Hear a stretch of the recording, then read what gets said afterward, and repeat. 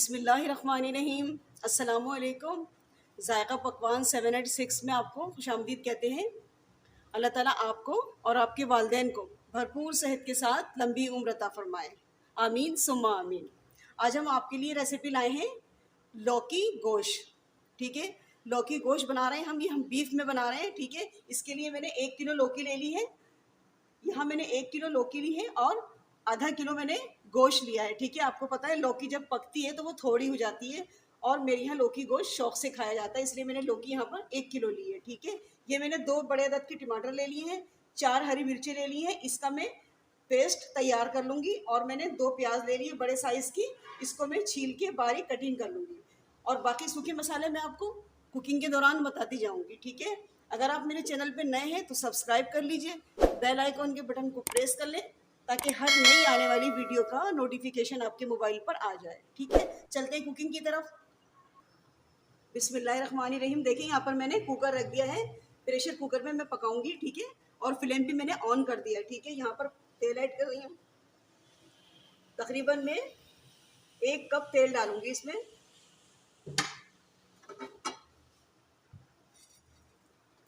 और कुछ देखिए ये खड़े मसाले हैं, 10 से 12 छोटी वाली काली मिर्च है, आधा टेबल स्पून मैंने इसमें लिया है ज़ीरा साबित, 2 छोटे से या दालचीनी के पीस हैं और एक तेज़पात है, इसको मैंने तोड़ लिया है। अब हल्के से मसाले क्रैकल हो जाएं तो मैं इसमें प्याज ऐड करूंगी। बिस्मिल्लाहिर्रहमानिर्रहीम। देखें प्याज यहाँ पर मैंने काट लिए, ये मैं इसमें डाल रही हूँ।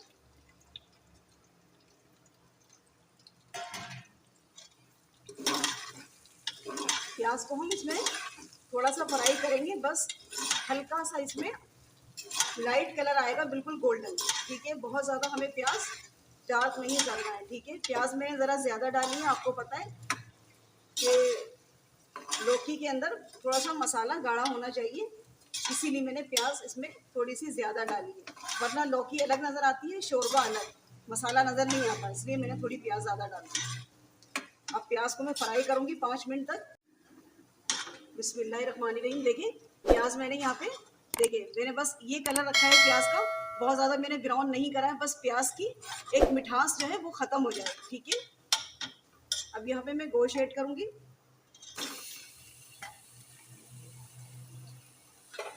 लहसुन अदरक का पेस्ट 1 टेबल स्पून भर के डाल रही हूँ।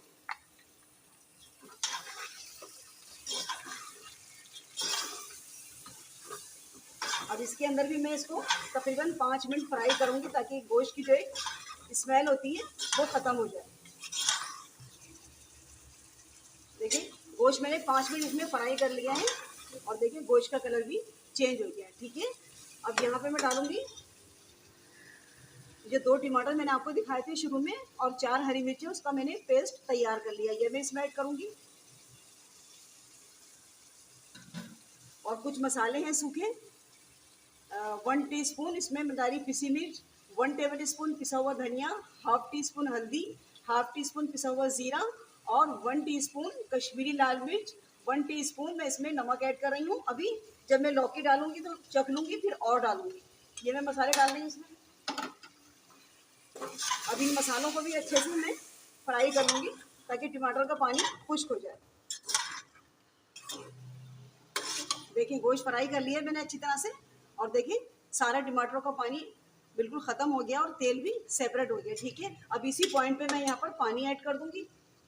पानी मैंने गर्म कर लिया है, देखिए 3 गिलास पानी मैं इसमें ऐड करूँगी। ठीक है, गर्म पानी डालूँगी वरना इसका टेम्परेचर लो हो जाएगा, इसलिए मैं इसमें गर्म पानी ऐड कर रही हूँ। 3 गिलास भर के पानी मैंने इसमें ऐड कर दिया।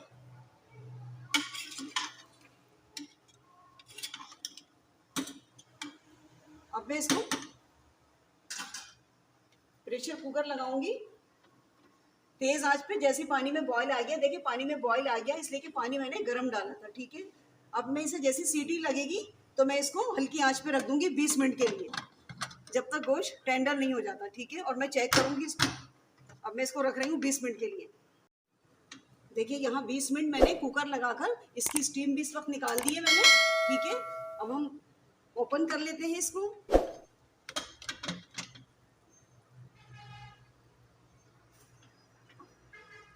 देखिए माशाल्लाह पानी भी अच्छा खुश्क हो गया है इसका। अब हमें ज़्यादा पानी भी नहीं इसका खुश्क करना पड़ेगा। ये देखिए, और गोश्त भी गल गया है इंशाल्लाह।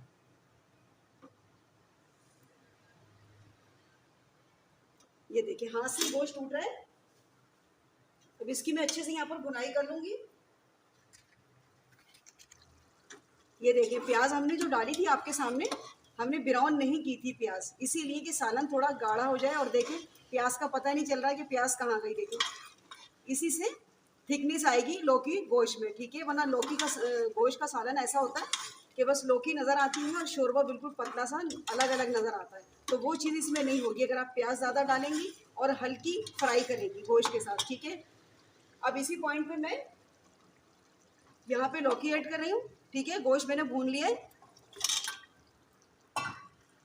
और थोड़ा सा नमक ऐड करूँगी क्योंकि नमक कम है इसके अंदर। मैं अब लौकी डाल रही हूँ, ठीक है।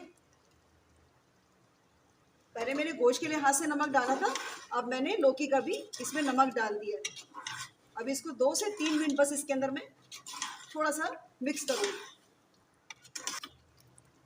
देखिए मैंने लौकी को मसालों के अंदर अच्छे से भून लिया है, ठीक है, 2 से 3 मिनट। और लौकी देखिए मैंने ज़रा बड़ी इसलिए रखी कि आपको पता है पकने के बाद लौकी नरम होके बहुत छोटे छोटे पीस हो जाते हैं, इसीलिए मैंने थोड़ा बड़ा साइज़ रखा है यहाँ पर लौकी का, ठीक है। अब यहाँ पर मैं पानी डाल दूँगी।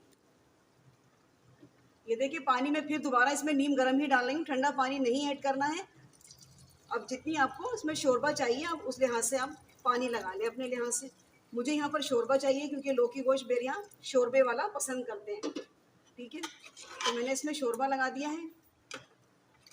बस इतना ही शोरबा लगाऊंगी इसके अंदर कि इसी में लौकी गल जाएगी और फिर हमारे लिए शोरबा बच जाएगा, ठीक है। 1 से 2 सीटी आएगी तो बस इसके बाद में प्रेशर कुकर बंद कर दूंगी, ठीक है। यहाँ मैं इसका ढक्कन लगा कर लौकी गलाऊंगी।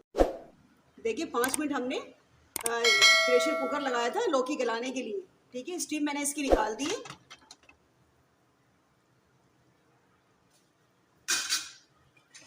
ये देखें लौकी भी हमारी अच्छे से गल गई है। ये देखिए अच्छे से गल गई लौकी भी, ठीक है। और गोश्त भी अच्छे से गल गया है। बस हमें इतना ही शोरबा हमें देखिए चाहिए।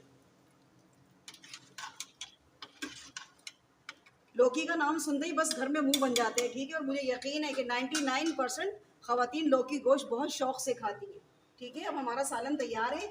यहाँ पे डालूंगी मैं 2 हरी मिर्ची मैंने डाल दी कट लगाकर, ½ टीस्पून मैं गरम मसाला डाल रही हूँ और थोड़ा सा मैंने इसमें धनिया डाल दिया, ठीक है।